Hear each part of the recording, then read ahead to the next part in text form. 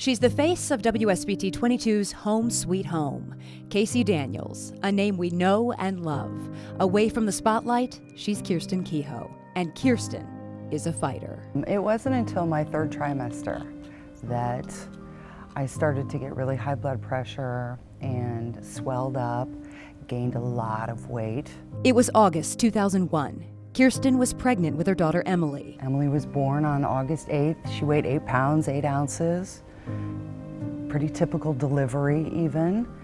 But then it wasn't until about a day after she was born that things got worse. Kirsten's blood pressure shot up. The edema in her legs got worse. She remembers having trouble breathing. I recall actually going to the hospital to rent a breast pump so that I could nurse her.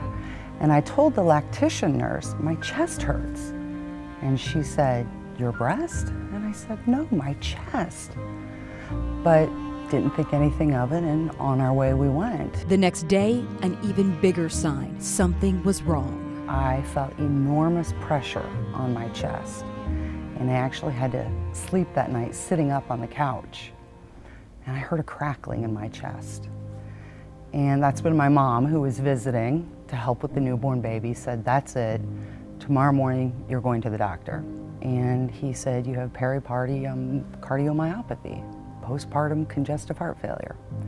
And the very next day, I was at the South Bend Clinic getting blood work and echocardiograms. She was put on a new diet and medications, and within 3 days, she lost 40 pounds. It was all of the edema and the water that my body had been retaining for the past month, 2 months, finally leaving. From the condition? Yeah, from the condition. And the statistics are daunting. It happens to 1 in 30,000 women. They don't know what causes it, and of the 1 in 30,000 women who get it, 50% die from it. They told me, had I waited 12 or 24 hours later, I probably would have died from it. I had congestive heart failure, I was having renal failure. The crackling that I heard was fluid in my lungs. Another 25% live just 5 to 7 years. The remaining 25% go on to live normal, healthy lives. That's the 25% that I'm in, thank God. But it was an agonizing wait to find out where Kirsten would land. You go on information overload, and you're not sure what all these things mean. Is Kirsten going to make it? Is she going to survive this period of time? Is she going to have significant problems the rest of her life because of this incident? Are we going to be able to have more kids? These were all the questions we had, and we didn't get answers on all those things for a couple years.